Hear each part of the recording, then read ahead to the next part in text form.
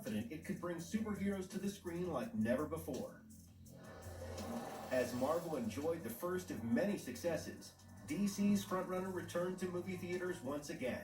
And where Batman Begins had created a new benchmark for comic book adaptations, The Dark Knight was a far bleaker sequel that saw Christopher Nolan continue to push the boundaries of fantasy cinema and brought Batman's arch nemesis the Joker back onto the big screen.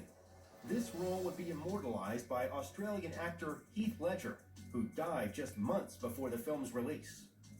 The darkness of The Dark Knight was fairly surprising for instance. It really kind of went to places that maybe you'd expect a crime thriller to go to more than a comic book movie. But I think that had been seeded in Batman Begins, taking this much more realistic and gritty approach to the character, setting it in a Gotham that felt much more like a real crime-ridden city than a comic book metropolis.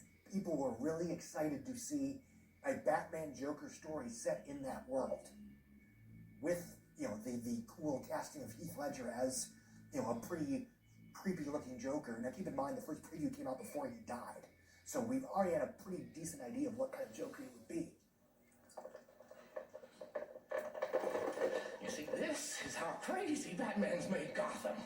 If you want order in Gotham, Batman must take off his mask and turn himself in.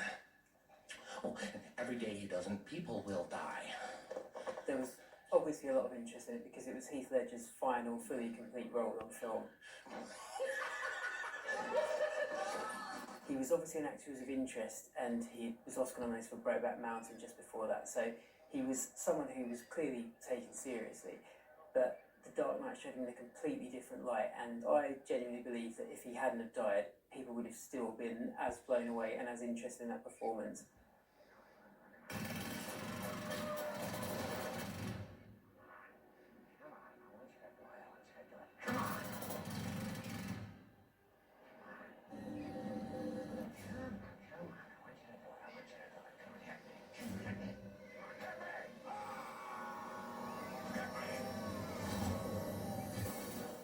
Don't see many performances like that especially in terms of the villains in superhero films that are kind of so intense and clearly dug so deep into that character and was really quite terrifying, and that's obviously one of the main things that people remember and love about The Dark Knight is Heath Ledger's performance.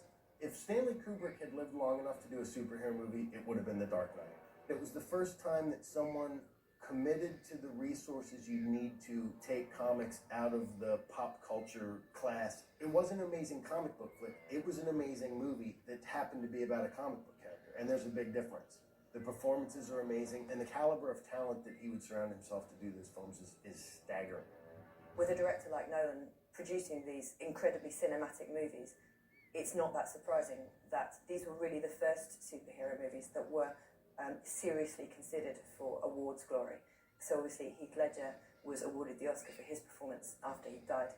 And although none of those movies were nominated for Best Picture, there was a bit of an outcry that they should be. That why shouldn't we take these not only seriously within their own worlds, but why shouldn't this be taken seriously as a piece of cinema?